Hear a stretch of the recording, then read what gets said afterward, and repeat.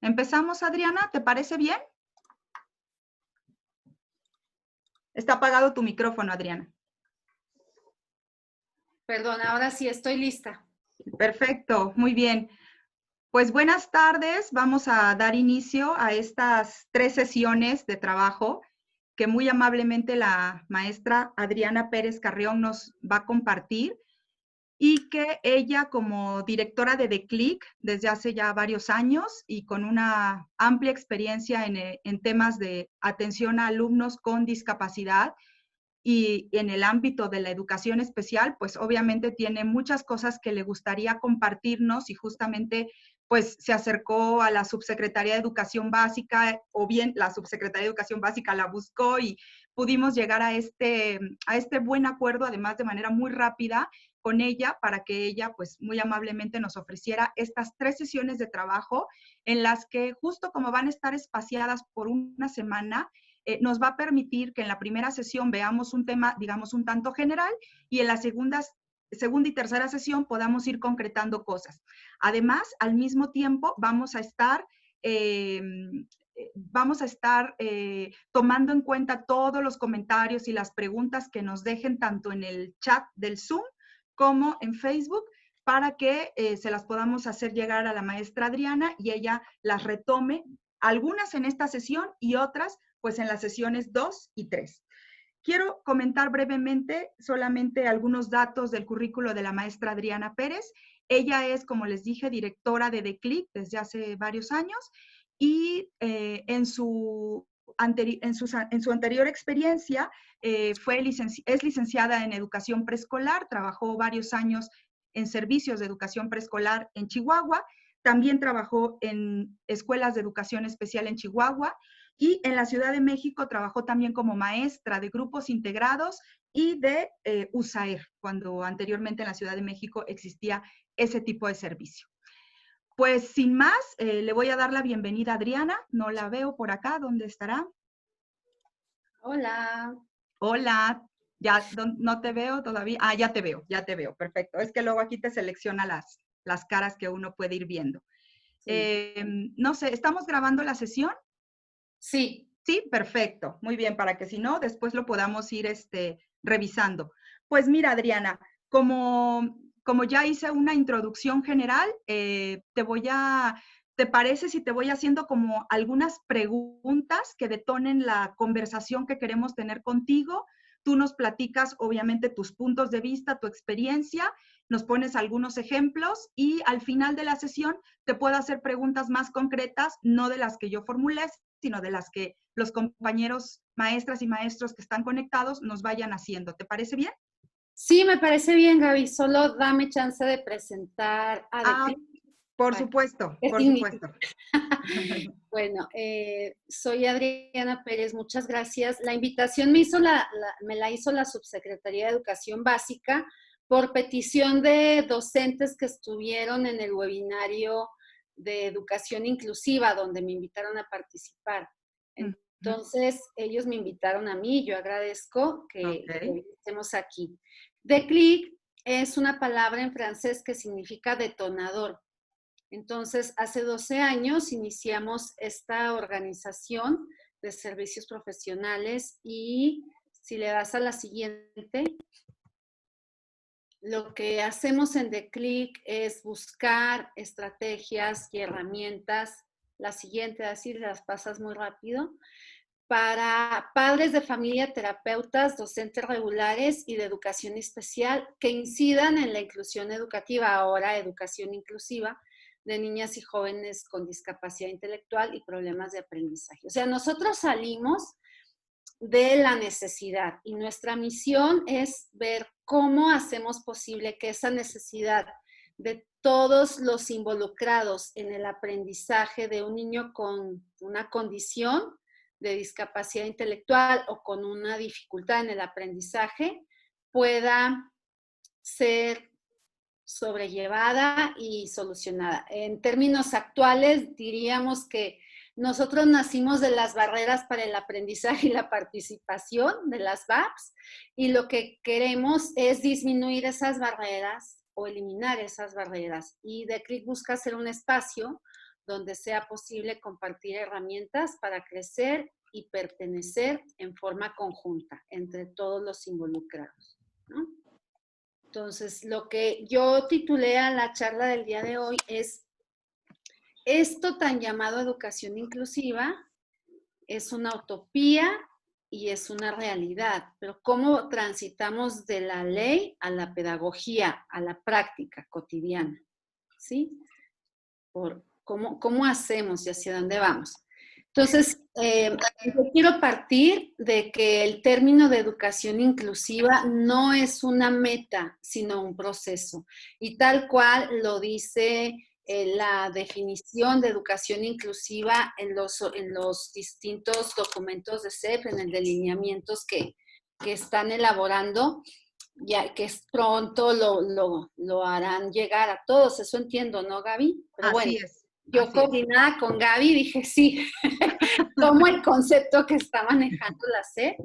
Este es un proceso, este es un camino que garantice el acceso, permanencia, participación, aprendizaje y el logro educativo de todos los estudiantes. Y cuando decimos todos, estamos hablando de todas las condiciones de discapacidad y estamos hablando de los que no tienen discapacidad y sin embargo tienen muchos retos para aprender, ¿no? Esto se logra en práctica, se logra poner en práctica mediante todo lo que llamamos acciones para eliminar o minimizar las barreras que limitan el aprendizaje. Y estas barreras pueden surgir de la interacción entre cada estudiante y sus contextos, las personas, las políticas, las instituciones, las culturas y las prácticas, o sea, todo el universo, porque abarca políticas, la institución gubernamental, las organizaciones no gubernamentales, la cultura que hay en la televisión, ahora los famosos videos de YouTube, todo lo que se comparte en redes sociales, todo ello puede obstaculizar esta capacidad de acceder, permanecer, participar y lograr que todos los estudiantes aprendan, ¿no? Entonces vamos mucho más allá. Ok. ¿Avancé o me regreso? Estás bien, ya. ¿Sí? Esa es la... Ok. Ok, entonces, la primera pregunta, Gaby, que me querías hacer es Sí, esta. es esta. ¿La educación inclusiva es una utopía? ¿Es alcanzable? ¿O desde tu experiencia nos hace falta mucho? ¿Estamos cerca? ¿Cómo lo ves? Bueno, yo les regreso la pregunta con preguntas para saber qué tan alcanzable es. Yo puse esto y me gustaría que en el chat fueran comentando. O sea, este es un conversatorio, de ninguna manera es una conferencia donde solo yo hablo. Entonces, yo les invito a interactuar. ¿Verdadero o falso? Para saber si es alcanzable o no, a ver, vayan contestándome en el chat o contestándonos, pues, un maestro regular no está capacitado para enseñar a alumnos que se salen de la norma, de la famosa norma. O sea, un maestro frente a grupo no puede. ¿Verdadero o falso? A ver qué contestan en el chat. Falso. Siguiente, luego ya las comentaremos. El centro de atención del proceso de aprendizaje es la enseñanza. ¿Verdadero o falso? Aquí estoy leyendo en el chat. Falso, falso. El centro de atención del proceso de aprendizaje es la enseñanza. Falso, falso, falso. Ok. La que sigue, Gaby. Permíteme, como que se traba. Ya. Los alumnos especiales solo aprenden en escuelas especiales. ¿Verdadero o falso? Falso, falso, falso, falso, falso, falso. Falso. Bien. La educación inclusiva es un derecho humano de los niños, niñas y adolescentes con discapacidad, no una concesión. ¿Verdadero o falso? ¿Qué dicen a ese? ¿Verdadero? ¿Verdadero? Verdadero. Bien. Ya hay muchos verdaderos. Ok.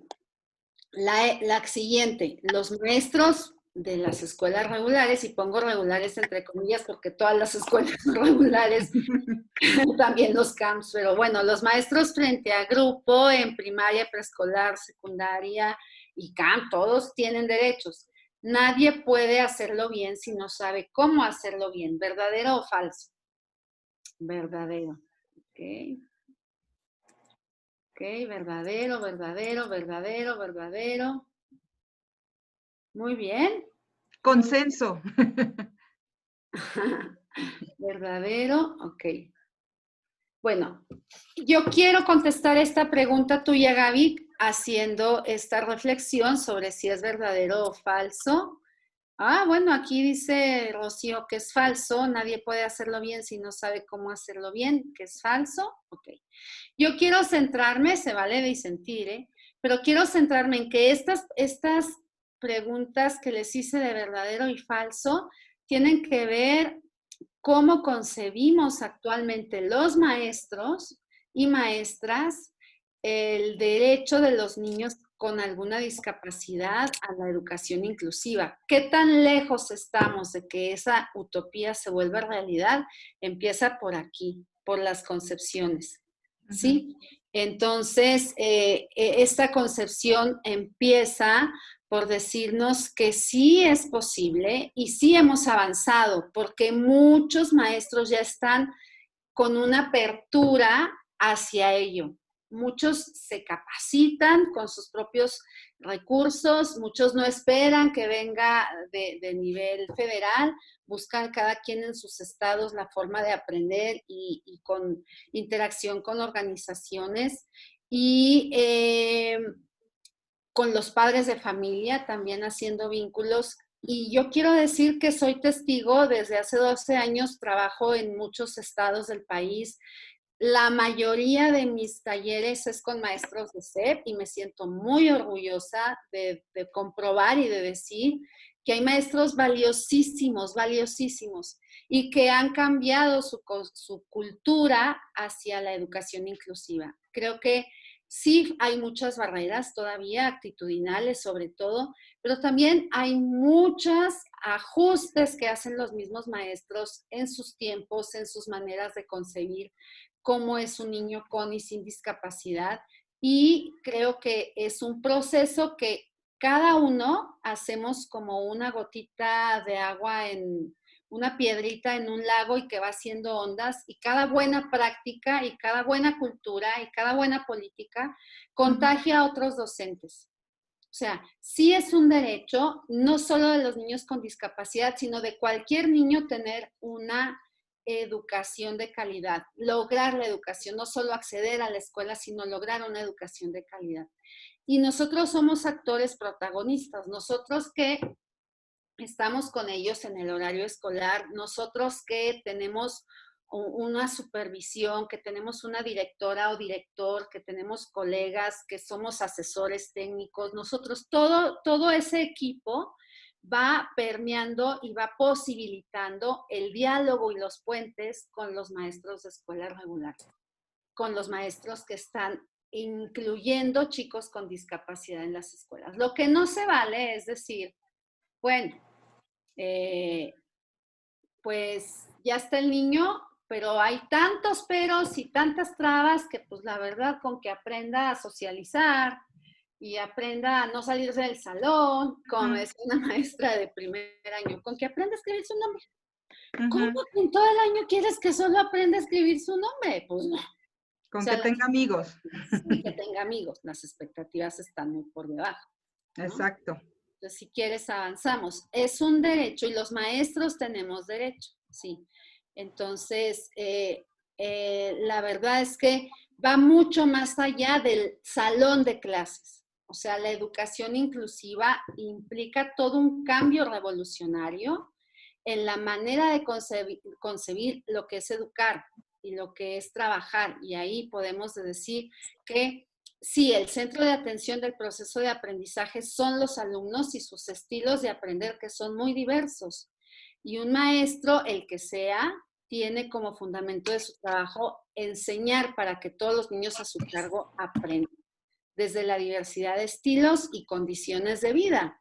Cada niño es un mundo en su familia, en su contexto, en su estilo de aprendizaje, en su condición con o sin discapacidad. Así Entonces, es. es como toda una revolución porque estábamos acostumbrados o estamos todavía acostumbrados por costumbre, justo porque así aprendimos, porque así lo hemos venido haciendo por muchos años, en que todos, si enseñamos de una sola manera, todos van a aprender.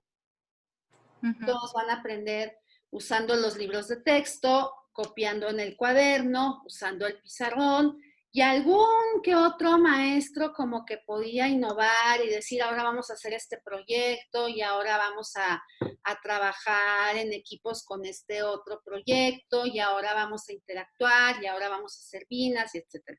Pero no era así. Empieza a ser así, no era así hasta hace 20 años, ¿no? Empieza a ser así, hace 30 años todos teníamos que cargar todos los libros y siempre viendo al pizarrón. Empieza eso a cambiar y poco a poco vamos como cayendo en cuenta que no podemos enseñar igual a todos, no van a aprender igual todos, entonces no podemos planear lo mismo para todos. Y no podemos tener las mismas políticas para todos. Entonces es una utopía, pero más bien era una utopía que ahora la estamos haciendo una realidad. Exactamente. Y ahorita vamos a hablar un poco más de eso, la siguiente, si quieres, por favor.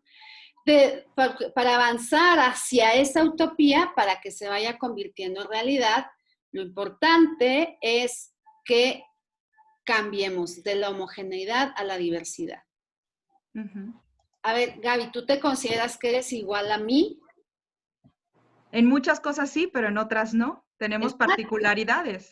Exacto, igual con Cristina, igual Rocío, igual Angie, igual cada uno de los maestros, cada una de las personas que trabajamos en la educación, ¿sí?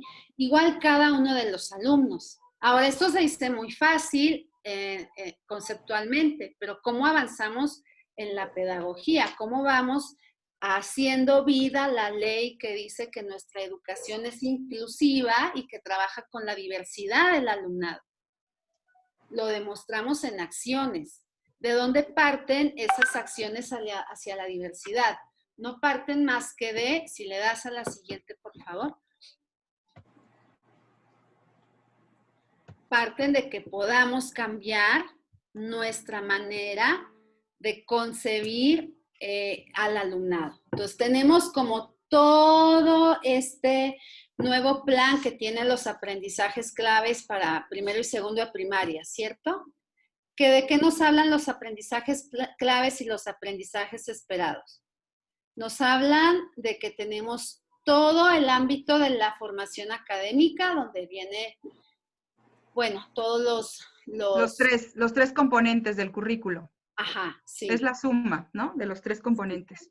Entonces, en la formación académica, ¿qué tenemos? Es que con esa letrita no alcanzo a leer. Ah, ok. Yo te lo menciono. En la formación académica básicamente tenemos las asignaturas o espacios curriculares que son, digamos, como los más rigurosos en términos académicos, ¿no? Lenguaje y comunicación, pensamiento matemático, exploración y comprensión del mundo natural y del mundo social. A ver, perdón, están sí. diciendo que todavía no se ve en Facebook. ¿Ya están transmitiéndolo? No lo sé. ¿Están transmitiendo en Face? Hay un problema técnico con Facebook, no nos permite la transmisión. Entonces ya lo anunciamos y esperaremos poder subir el video posterior a que termine aquí. Ok, está bien. Nomás quería saberlo porque lo estaban preguntando, pero... Ok. Nos quitaron de la pantalla, a ti, tu pantalla. Sí. Ya, perdón por la interrupción. Ya, ahí está. Ok. Entonces, son los tres grandes componentes. ¿Están enfocados hacia la diversidad o no? Esa es mi pregunta. Yo considero que sí. Sí, o sea, los elaboradores de currículo opinan que sí. Ajá. Y entonces, ¿de qué se compone este currículo enfocado a la diversidad? O sea, yo lo que quiero saber es si este enfoque curricular ya está hecho para la diversidad. Sí y no, y voy a decir por qué sí. Bueno, no sé, digo, esa es una opinión que tengo. Sí, porque es un currículo que está pensado en el desarrollo de competencias y en el desarrollo de el bienestar de las personas para alcanzar cosas que son muy generales, que están descritas en los fines de la educación, ¿no? ¿Cuál puede ser la dificultad para que este currículo se convierta o no en un currículo flexible? Tiene que ver con la forma en que los maestros se apropian del currículo y lo llevan a las prácticas, que es justo de lo que tú estabas diciendo, cómo de la ley llegamos hacia la pedagogía y hacia la práctica. Ajá. Entonces, digamos que aquí, cuando vemos que hay el campo de la formación académica, el área de desarrollo personal y social y el área de autonomía curricular, todo lo que está ahí plasmado sí está enfocado a respetar la diversidad de los alumnos en su forma de aprender y en su forma de demostrar lo aprendido. O sea, si yo puedo como maestra, maestro o director, supervisor, ver que todo lo que está aquí en cuanto a qué es el pensamiento matemático, la exploración y comprensión del mundo natural y social, lenguaje y comunicación y todo lo demás, educación física, socioemocional, artes, proyectos de impacto social, etcétera. Si yo abro si le das a la siguiente, por favor, si abro esa Biblia que se llama Aprendizajes Claves y voy a analizar, porque voy a planear lo que me toca en pensamiento matemático, segundo de secundaria, bloque 5, álgebra, etcétera, ya está pensado que hay diversos alumnos en su manera de aprender, que no hay un solo estilo de aprendizaje, que no hay una sola manera, ¿cierto? ¿Sí? Sí está pensado así, o sea, sí hay flexibilidad curricular. La forma en que yo lo interpreto, me lo apropio y lo aplico, eso no está puesto ahí. Eso ya depende de cada uno de nosotros, ¿sí? Entonces, es importantísimo que asumamos la responsabilidad de capacitarnos para llevar a la práctica esto que ya está pensado desde la diversidad. O sea, este plan y programa de estudios sí está pensado desde y para la diversidad, al menos hasta donde yo alcanzo a ver. En ningún lado me dice, todos van a llegar de la misma manera y al mismo tiempo y con los mismos materiales y con, no, o sea, dice que hay flexibilidad curricular y hay flexibilidad que hay todo un ámbito que se llama autonomía curricular, ¿no? Para apropiar el contexto. Así es.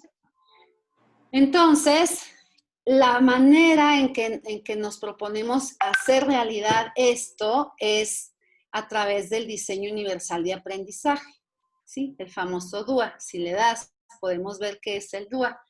Es el diseño y creación de productos, entornos, programas y servicios, o sea, un montón de cosas, incluye productos, entornos, programas, servicios que pueden utilizar todas las personas en la mayor medida posible. ¿Para qué? Sin necesidad de adaptación posterior destinada a un público específico. Es decir, que implica que las y los docentes planifiquen y evalúen teniendo en cuenta intereses, capacidades, aptitudes, ritmos y estilos de aprendizaje de todo el alumnado. Y fomentar la ayuda mutua para evitar en todo lo posible que uno o varios educandos se enfrenten a exclusión o barreras para el aprendizaje y la participación. Es un reto enorme, ¿cierto?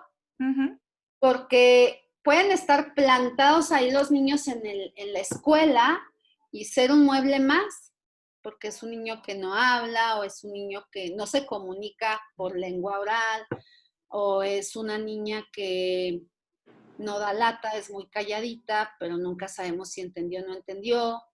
Es decir, puede ser que los más latosos les hagamos más caso, pero los que no nos dan aparentemente mucha lata o no nos plantean ningún reto, no nos muevan a trabajar dentro del diseño universal de aprendizaje.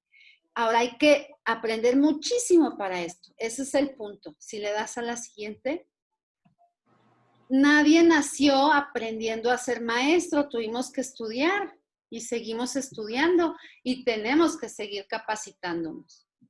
Hay que hacer como todo un recorrido mental y actitudinal y en las prácticas para que de este modelo general que nos plantea la SEP en este de aprendizajes claves, evaluemos y conozcamos el punto de partida de nuestros alumnos, ¿no?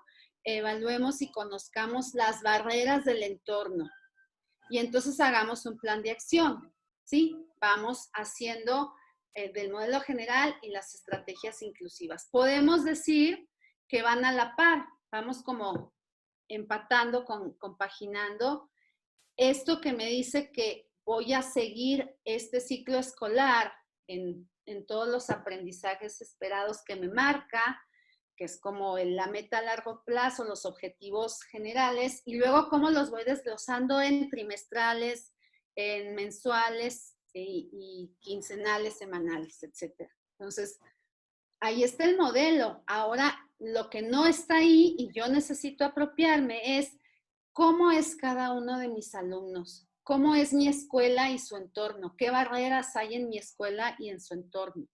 Y a partir de ahí tener un plan tanto para lo que hay dentro del aula como fuera del aula. ¿Sí? ¿Te das a la que sigue, Gaby? Entonces, yo puedo planificar muy bien mi secuencia de trabajo donde tomo en cuenta el estilo de aprendizaje visual, kinestésico, verbal, auditivo, y entonces propongo actividades para los 4 estilos de aprendizaje, pero a lo mejor nada más tengo claro el visual y el verbal. Bueno, ya es ganancia, ¿sí? 2, al menos 2 estilos de aprendizaje. Y luego voy avanzando hacia el kinestésico y ya domino 3. Y luego hacia también el auditivo, ya son 4. Entonces, ya puedo como establecer el modelo de trabajo con el alumnado, no solo planificar, sino establecer qué podemos trabajar en grupos cooperativos, colaborativos, tutorías, entre compañeros. Y luego voy a la par diciendo, bueno, tengo todas estas barreras para el aprendizaje, entonces voy a ver que las más urgentes a derribar no son las de acceso. Aquí están ya los chavos, con y sin discapacidad ya entraron, hasta el de silla de ruedas porque tiene ya una rampa, ¿no? Pero veo que hay muchas barreras a nivel actitudinal. Entonces necesito hacer ajustes razonables para esas barreras actitudinales, ¿no? Y entonces programo a lo largo del año y luego trimestrales y luego bimensuales, etcétera, cómo voy a ir cambiando ese concepto de discapacidad o de homogeneidad hacia la diversidad. Y entonces diseño estrategias de participación para el alumnado dentro de la escuela y herramientas también para la asamblea de los lunes, donde puedan irse pues presentando en una forma positiva los alumnos con discapacidad, interactuando con los otros alumnos. O el que es muy tímido, o el que le cuesta mucho trabajo mantenerse en atención sostenida, etc. Entonces, es como ir integrando en una buena ensalada todos los ingredientes hacia la diversidad. Eso es lo que me permite hacer un diseño universal de aprendizaje. Y es paulatino también. Y voy aprendiendo a hacerlo, haciéndolo. O sea, sí tengo que capacitarme y prepararme y entender y conocer, pero ahí no se queda, lo tengo que asimilar y luego poner en práctica. Si no, no se va a avanzar, ¿no? Ok, entonces, Vamos a la pregunta. Tenemos que partir. Sí, vamos a la pregunta 2, ¿no? ¿Cómo podemos avanzar en educación inclusiva? ¿Cómo transitamos de una mirada más homogeneizadora, más estereotipada, a una mirada más inclusiva? ¿Y de dónde partimos? O sea, bien, yo creo que tenemos que partir de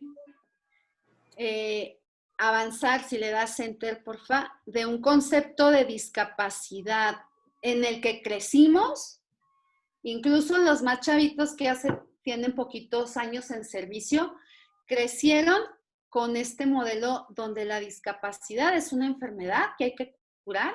Dale, please. Enter, enter. Hacia, no es una enfermedad que pueda ser curada, sino una condición de vida que enfrenta muchas barreras en el entorno. Muchísimas, muchísimas. No sé cuántos de los que están aquí con nosotros, porque llegamos al tope y son 100 y eso me da mucho gusto, tienen la experiencia de tener en sus familias una persona con discapacidad, la que sea. Y entonces podrán sentirse mucho más empáticos. Algunos son mamás y maestros y como maestros se enfrentan a esta doble realidad conozco, por ejemplo, tengo una amiga que ella es maestra de primaria y tiene una hija con síndrome de Down y entonces, no, pues es que no le enseña nada, pues mejor me la llevo a mi salón, aunque no le correspondía el grado, ¿no? Pero pues es una condición que enfrenta muchas, muchas, muchas barreras y cuando nuestros padres llegan ancianos, adquieren una discapacidad a veces auditiva, a veces de movilidad y allá vamos todos, ¿sí? Si el COVID no nos agarra antes, que espero que no. Esperemos que no.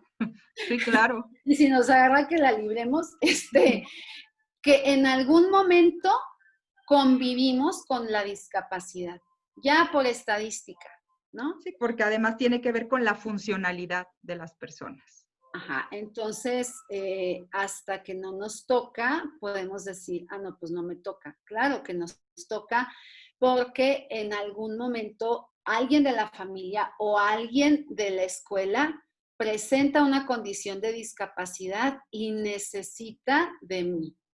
Necesita de mí en el sentido, no del pobrecito, no del híjole, qué mala suerte, no del que lo lleven al neurólogo y que le den un chocho para que ya ponga atención, o y si no hay neurólogo y si no hay terapeuta externo, yo no puedo hacer nada, sino en el sentido de que es una condición que enfrenta barreras en el entorno y yo soy parte del entorno, ¿sí? Entonces, el enfoque adecuado no es el de la enfermedad, sino de la condición, y por aquí tenemos que tomar como punto de partida para avanzar hacia la educación inclusiva. Y estamos hablando de condición de discapacidad, la que sea, ¿no? Entonces, necesitamos ser más incluyentes y cambiar la mirada clínica hacia la mirada social de la discapacidad. Así es. Como parte de la diversidad humana, no hay de otra. ¿Okay? Naturalizarlo, verlo como algo que es parte de nuestra vida. Y como me decía una maestra de un camp de Colima, me decía, como esta planta, si está viva y respira, aprende. Punto. O sea, es que hay niños que parece que no aprenden, sí aprenden, pero hay que encontrar la forma, hay que encontrar su fortaleza, hay que encontrar el estilo, hay que encontrar lo que los motiva, hay que encontrar lo que se le facilita y partir de enfrentarlos al éxito y no creer que, pues ni modo.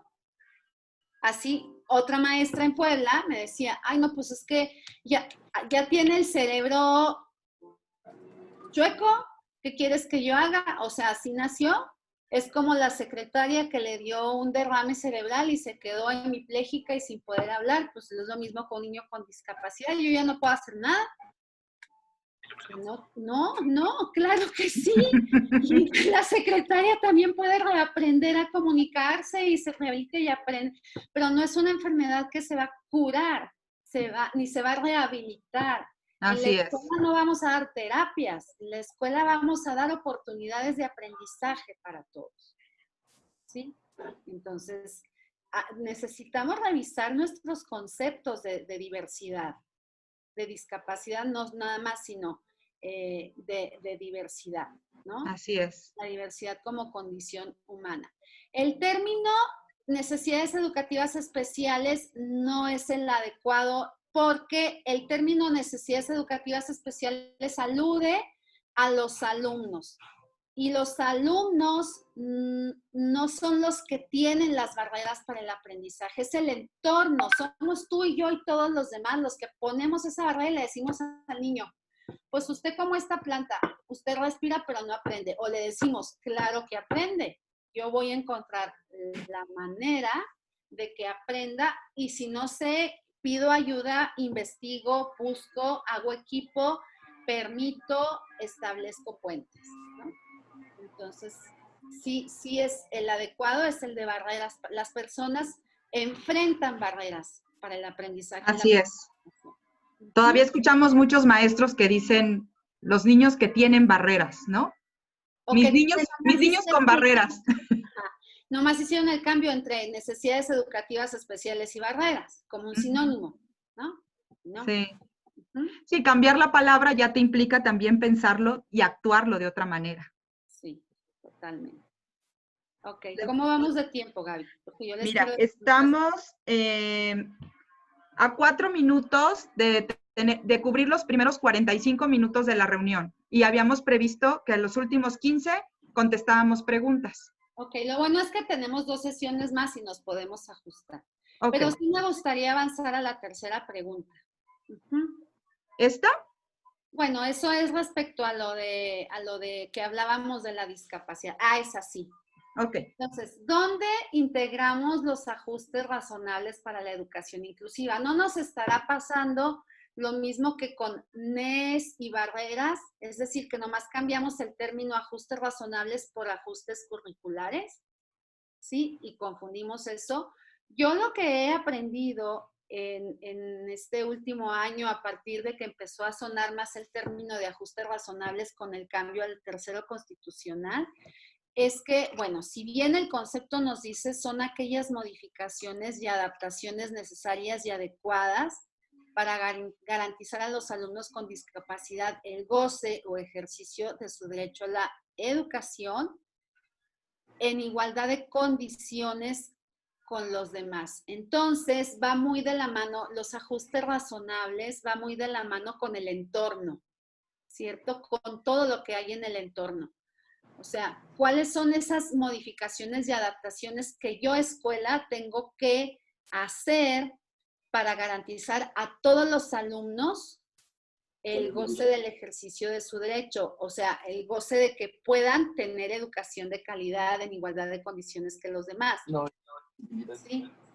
Lo importante aquí no es que me quede con que, bueno, pero está muy ambiguo, es muy amplio, ¿cómo que modificaciones y adaptaciones necesarias y adecuadas? ¿A qué o qué? Al entorno. ¿Qué es el entorno?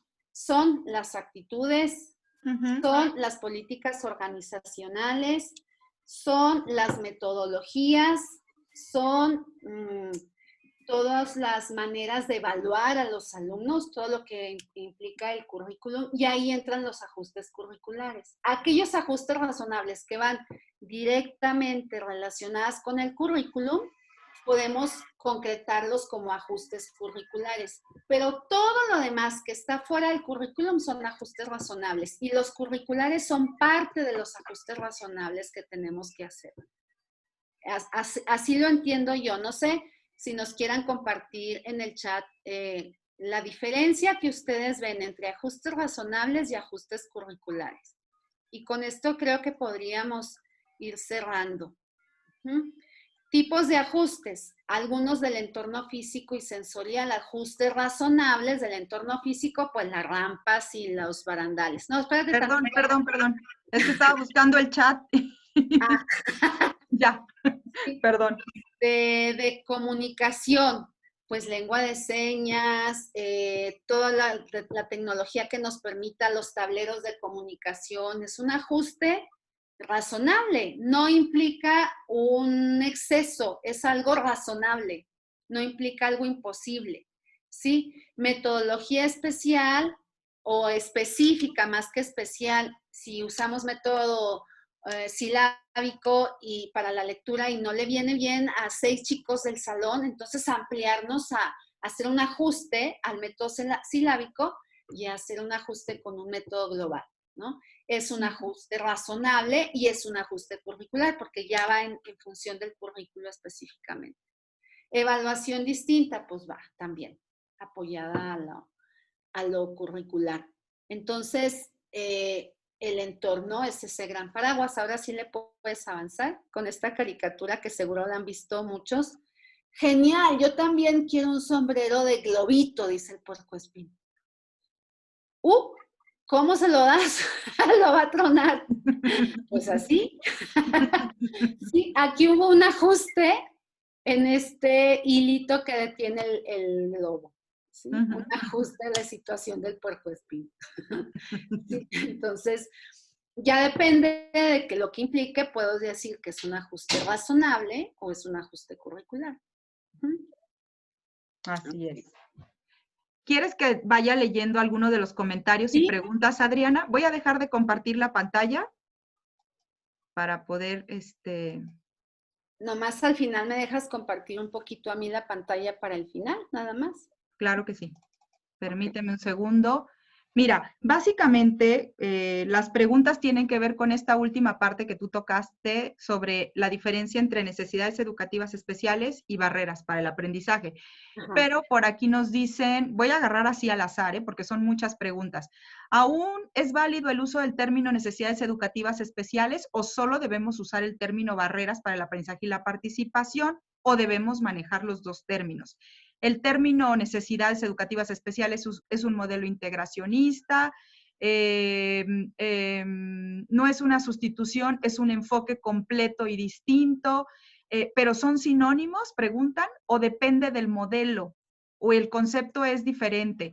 Se manejan ambos conceptos ya que no hacen referencia a lo mismo. No, no es lo mismo que adecuaciones curriculares. No son lo mismo, pero sí una implicación. Lo importante es que... Perdón, ya me perdí entre necesidades educativas especiales y barreras. Era la primera, ¿no? Comparar. Sí, pero te estoy leyendo varios comentarios y los últimos, por ejemplo, dicen que se manejan ambos conceptos ya que no hacen referencia a lo mismo. Otra persona nos comenta, no, no es lo mismo que adecuaciones curriculares. Supongo que se refiere a... Ajustes razonables. Ajustes razonables. Ajá. Bueno, entonces, para poder hilar, ¿no? Tú dime sí, no brincarnos.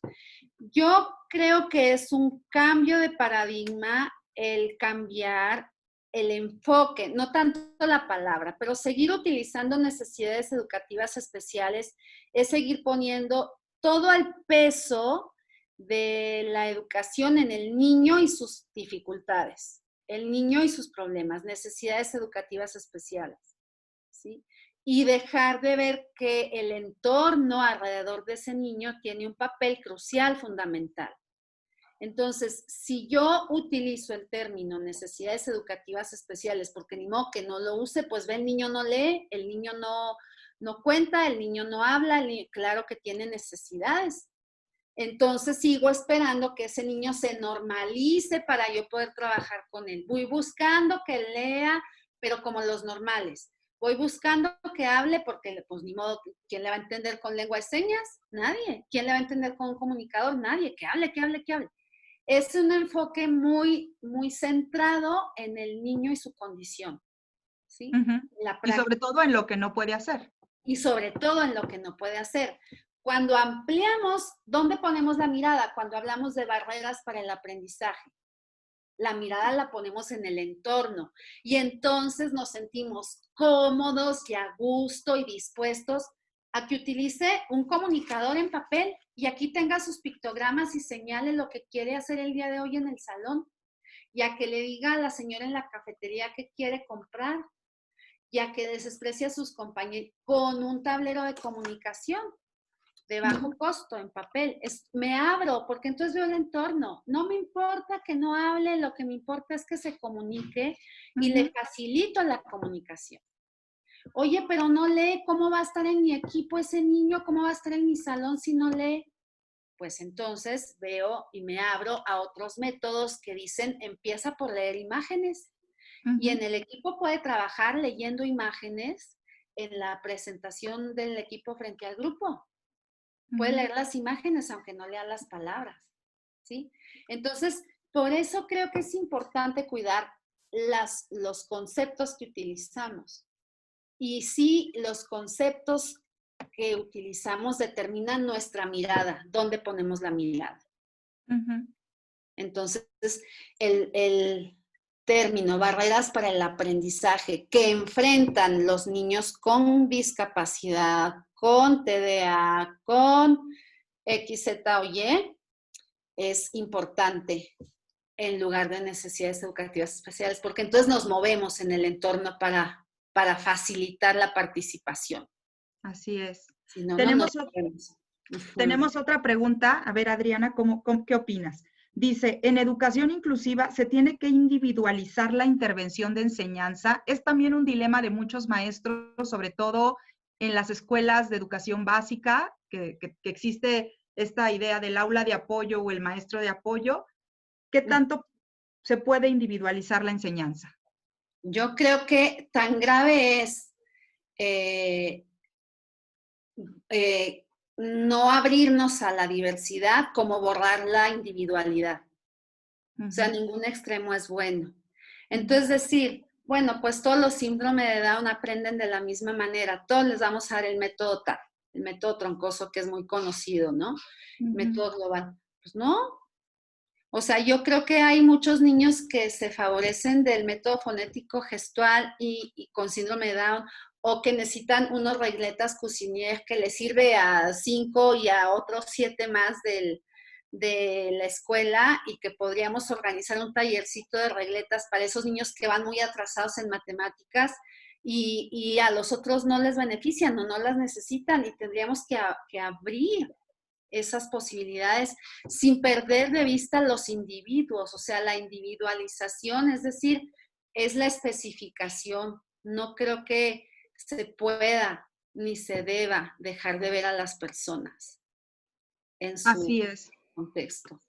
Entonces, la respuesta es sí, se necesita trabajar con personas únicas que tienen y enfrentan barreras distintas. Ok, déjame buscar porque veo más bien comentarios. Se considera, o en pequeños grupos, ya lo comentaste.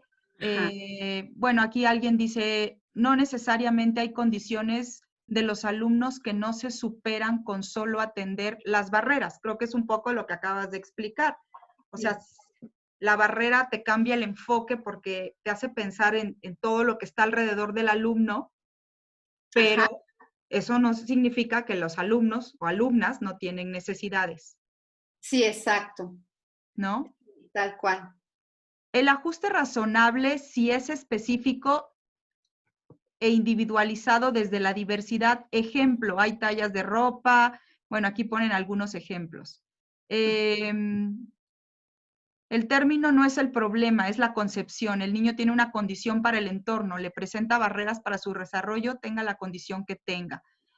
Me voy a seguir más abajo a ver si encuentro preguntas, porque más bien son como comentarios. Mira, Aquí al final. hay una. A ver. Yare Rojas dice, no a mí no me quedó claro. Entonces, no hay problema alguna desde el enfoque inclusivo trabajar actividades individuales y en pequeños grupos. No, no hay ningún problema mientras sepas exactamente por qué lo haces y para qué lo haces y cómo estimulas el aprendizaje cooperativo entre alumnos de distinto nivel de competencia curricular. O sea, hacia allá va el TUA, eso es el TUA, el diseño universal de aprendizaje implica que haya distintas maneras de organizar dentro del aula. A veces en equipos, a veces individual, a veces en pares, a veces el que sabe leer está con el que no sabe leer o no lee tan bien y le ayuda. Yo cuando estaba frente a grupo integrado, que tenía a mi cargo 31 chamacos desde 7 años hasta 15 años, ninguno leía bien, por eso estaban en el grupo integrado. O sea, ¿cómo voy a hacer en este universo de escuincles de edades, las hormonas en los de 15, había el niño gandaya que me sacó el dinero de la cartera, pero el chiquito lo echó de cabeza porque yo ese día iba al banco a pagar no sé qué y ya no tenía dinero, y al otro día llega uno de 7 años con un camionzote nuevo, ¿no? Presumiendo, me lo dio Jaciel, se llamaba el gordito ese. ¿Y de dónde te lo dio? Pues él me dio dinero, nomás dijo que no dijera nada. Ok. Bueno, como hice, trabajé con la diversidad. O sea, yo en mi evaluación diagnóstica vi que había los que no conocían ni la O por lo redondo, los que tenían idea de vocales y palabras y frases chiquitas, y los que tenían muchas dificultades de estructuración gramatical y de conciencia fonológica, y que ya estaban seguros de que eran malísimos en la lectura, entonces ni querían intentarlo. Y trabajé con 2 métodos y trabajé a multinivel, como se trabaja a multinivel, con 3 planeaciones simultáneas tomando en cuenta el mismo temático, ¿no? La misma temática y así. Entonces sí es más trabajo, pero vale la pena. Y más trabajo al inicio, pero vale la pena, porque la diversidad enriquece, no es un problema. La diversidad bien tomada enriquece. Este año acompañé a una chica con síndrome de Down en segundo de secundaria, la acompañé también en primero en una secundaria pública por el norte, y al principio solo me tomaba, o sea, yo a mí lo que me funciona mucho es los grupos de chat de los maestros que quieren participar, y con apoyo con el visto bueno pues de la maestra directora y de la directora de USAER de la escuela, sí hay USAER en esta escuela. Y entonces al principio solo estaba la maestra de matemáticas, porque ninguno de los otros pensaba que Fer tenía que estar en esa secundaria, tenía que irse al CAM porque tenía síndrome de Down, nada más por eso, o sea, por la fachada ya estaba descartada. No les importaba si podía aprender o no, ya estaba determinado que ella no tenía que aprender ahí nada porque tenía una cara de síndrome de Down. Entonces, primer año fue solo una maestra hasta diciembre, luego se unió la de geografía, luego se unió la de música, y se fueron como uniendo porque vieron, ella tenía con qué demostrar que podía, pero no era ella, eran las maestras que se abrieron a trabajar en equipo con nosotros en The Click, que damos estrategias y les decimos cómo sí puede Fer. Y el año pasado Fer hacía unos mapas mentales de el concepto y 2 patitas, 2 palabras clave de ese concepto. No sé, la célula, el núcleo y no sé qué. Este año la meta fue que hiciera de 5 patas y lo logró, ¿no? Entonces, pero fueron los maestros los que permitieron que Fer desarrollara habilidades, no solo conocimientos. Y sí me cuestionaban, ¿y para qué le va a servir estar aquí en la secundaria, maestra? O sea, ¿para qué? Ella no va a ir a la prepa, no va a ir a la universidad. Le digo, a la prepa puede ser que sí. No le quites, no le pongas un techo a priori, ¿no? ¿Y para qué? Pues para que ejerza su derecho y desarrolle la habilidad de hablar ante el grupo, desarrolle la habilidad de memorizar y explicar conceptos complejos en una forma sencilla, ¿sí? Desarrolla la habilidad de demostrar y de compaginar con todos los adolescentes de su grupo, que todos necesitamos de todos. Habilidades sociales, de trabajos cooperativos, ¿no? Y bueno, ahí seguimos, ¿no? El último que se unió a la banda fue el maestro de física. Y ahorita en clases online había que explicar entre velocidad y aceleración. Y como era en casa, pues el papá sacó 2 carritos y le explicó cómo era velocidad y cómo era aceleración. Ahora tómale video, Fer, y ahí vas y explícalo. O sea, sí pueden, sí pueden. No todos y no siempre, pero sí muchos. Oye, Adriana, aquí me están poniendo un comentario, pregunta, dice, el entorno es el que debe ajustarse a las necesidades del alumno y apoyar la educación desde un diseño universal, por lo que lo más inclusivo es decir, Juanito presenta barreras para el aprendizaje y la participación, prácticas relacionadas con la metodología. ¿Ese sería un ejemplo? Juanito enfrenta. Presenta parece todavía que son de él. Exacto. Juanito enfrenta barreras para el aprendizaje y la participación en esto, en esto, en esto. Por lo tanto, vamos a hacer estos ajustes razonables para Juanito. El comunicador, letreros en toda la escuela, en lectura fácil con pictogramas o con fotos, porque Juanito todavía no logra consolidar la lectura. Así es. Pues mira, ya estamos en la hora. No sé si quieras cerrar porque me decías que querías compartir algo al final. Sí, me dejas nomás como para presentarles dos cositas. Bueno, tenemos 2 sesiones más. Así es. ¿Me avanzo en esta presentación? Sí, Sí, ¿verdad? avánzale hasta el final y ya. Sí. A ver, dale un poquito antes. Bueno, la siguiente, ahí tantito. Las siguientes 2 sesiones vamos a hablar de algunos ejemplos de ajustes curriculares que son parte de los ajustes razonables. Yo les voy a mostrar algunos ejemplos que usamos en The Click o en matemáticas para chicos con discapacidad intelectual.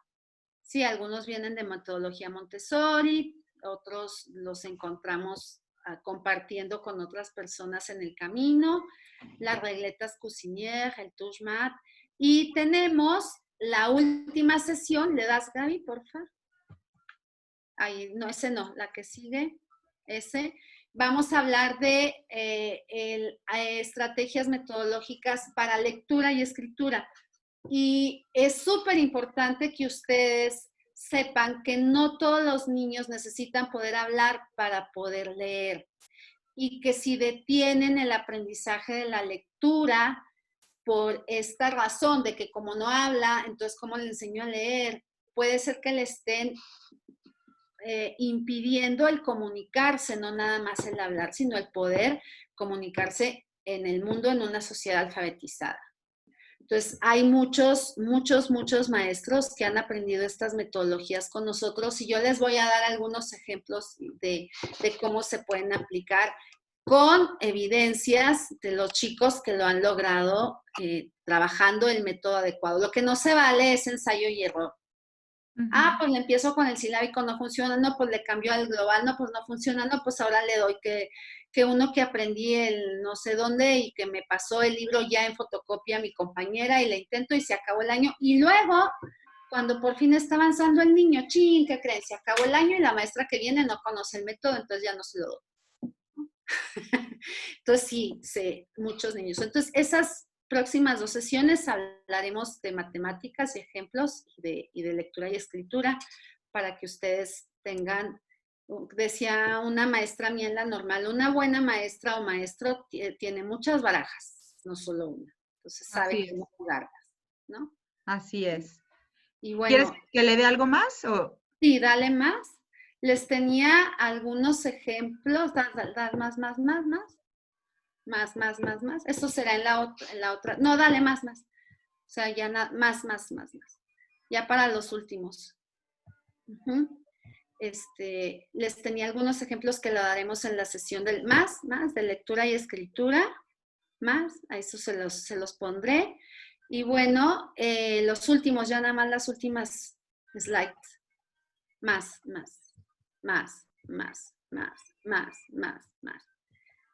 Esas. Ok. Hay muchos abordajes de prácticas hacia la educación inclusiva que demuestran que es posible. O sea, no lo digo yo, lo dicen las prácticas de los docentes que se atreven a dar el paso y que se atreven a creer en ellos mismos y que buscan los apoyos, los recursos, y muchos los tienen y no lo saben en su propia escuela, ¿sí? Y cuando dicen, sí, brinco el charco, sí quiero hacer educación inclusiva, sí quiero incluir y que todos logren aprender con calidad, entonces es cuando ese sí quiero se convierte en el sí puedo. Y encuentra 2 o 3 alumnos que se convierten como en líderes dentro del grupo para jalar y para multiplicar apoyos, ¿no? En aprendizaje cooperativo. Empieza a trabajar más con estas técnicas de mapas mentales, empieza a trabajar más con capacidad de decisión de los alumnos. ¿Les parece que armemos el proyecto de la panadería o la tortillería? Entonces, con eso yo ya sé que voy a pedir de tarea que traigan o bolillos o tortillas, ¿no? Pero los chavos deciden, ¿sí? Empiezan a tener como esta gama en la planeación para los que terminan y que sigue y quieren aprender más y para los que necesitan lo básico, como a segmentar, ¿no? Lo básico, lo intermedio y lo avanzado en las planeaciones. O sea, si se quiere, se encuentra la manera de poder. Si se quiere, encuentras los cómo. Pero no solos, tienes que hacerlo en equipo. Y muchos de los maestros, y yo los digo desde mi experiencia, yo como maestra de USAER, ahora aquí en la Ciudad de México de UDEI, decía, es que los maestros no quieren. Es que no quieren, es que no puedo hacer mi trabajo porque no quieren, no me dejan entrar a su salón, no me dejan trabajar, no tienen nunca tiempo. Hay maneras de encontrar el tiempo. No digo que sea fácil, pero a mí me tocaba desde empezar por el lado humano, o sea, la relación humana de tú a tú y de, bueno, tu cumpleaños, cuántos hijos tienes, qué te gusta, de maestro a maestra, de compañeros, y luego, ¿qué te ha pasado que para ti es tan difícil trabajar con un niño con discapacidad? No, me dijo una, es que cuando yo era niña tenía un vecino mongolito que me asustaba horrores. O sea, yo lo veía y salía corriendo. Desde ahí estaba la barrera. Desde el vecino mongolito que le asustaba horrores. Pues sí, pero mira, pues tú y yo ya tenemos, no sé, hace muchos años de eso, se veían así, se llamaban así, pero no es así, o sea, ya no nos quedemos con la peli de hace 20 años, ¿sí? ¿Sí? Entonces, desde la parte humana, tocando el corazón, ¿qué es para ti la diversidad y la discapacidad? ¿Y cómo puedo acompañarte? O sea, entiendo que tengas miedo, entiendo que no sepas cómo trabajar con un chico con autismo, pero vamos a hacerlo juntos con apoyo del director, porque si el director, la cabeza de la escuela, no está empapado, convencido y dice vamos para allá, es bien difícil, muy difícil. Pero entonces habría que empezar incluso desde el director de la institución, ¿no? Así es. Pues ya eso, y si quieres ya dale a la última, y estos la tomamos como la próxima sesión, ya en la de lectura y en las de matemáticas y de lectura, ¿no? Bueno, vienen muchos ejemplos que ya nos los platicarás en la siguiente sesión. Sí, en las siguientes. Ya, ahí termina, ¿verdad? Sí, ahí termina. Esta es nuestra página. Ahí tienen también, creo que el correo. No sé si lo puse o no, pero bueno, en esa página, dale enter, van a salir los demás. No, a la presentación, a eso. ¿Aquí? Bueno, ya te metiste a la página. Ah. Sí, está bien. No, está bien. Les quería decir que ahí está mi correo, ahí está nuestra página de Facebook y en la página tenemos varias pestañas y estamos en proceso de hacer una página renovada donde tenemos como a lo largo del año distintos talleres y estamos por abrir un diplomado en septiembre. Entonces ya les contaré más en las próximas sesiones. Gracias, Adriana. Pues déjame dejar de compartir. Y si no, bueno, quien tenga duda de esto nos puede pedir la información y con mucho gusto se las compartimos. Pues, antes que nada, muchas gracias por el tiempo que nos has brindado con toda tu experiencia y conocimientos y que además tuviste a bien, digamos, de sesionar estas 3 sesiones de trabajo con una semana de diferencia, lo cual nos va a dar chance también de que tú puedas leer con calma los comentarios que vamos a copiar del chat, que incluso si surgen algunas preguntas o comentarios, te las hagamos llegar, porque al final este es un grupo cerrado y también podría ser que nos hagan comentarios, y que entonces en la segunda y en la tercera sesión nos puedas ampliar un poco más la información o incluso tú vayas como midiendo dónde están las dudas, dónde están las controversias, los puntos de opinión que un poco divergen o no sé. Entonces creo que eso nos va a ayudar muchísimo que tengamos esos espacios de trabajo. Lamentamos mucho que no pudimos transmitir por Facebook porque lo habíamos prometido y queríamos llegar a un mayor número de maestros, pero grabamos la sesión y la vamos a subir al Face y igual revisaremos en el transcurso de la semana los comentarios que nos vayan dejando los maestros o las personas que se sumen, ¿no? Ahí. Así es que nada más quisiera recordarles a todos que nos veríamos el lunes 29 de junio a las 16:30 horas, las mismas personas, porque ya tienen las cuentas de las ligas para entrar a la reunión de la próxima semana, y dentro de 15 días. Así es que, pues nuevamente muchísimas gracias, Adriana, y vamos a seguir en contacto contigo, te vamos a seguir viendo muy seguido y pues seguramente vamos a ir como afinando muchos detalles. Claro que sí. Bueno, un gusto Gracias. a todo tu equipo, gracias por el apoyo y nos vemos dentro de 8 días. Con mucho No, gusto. al contrario, gracias a ti. Hasta luego a todos. Luego, hasta luego.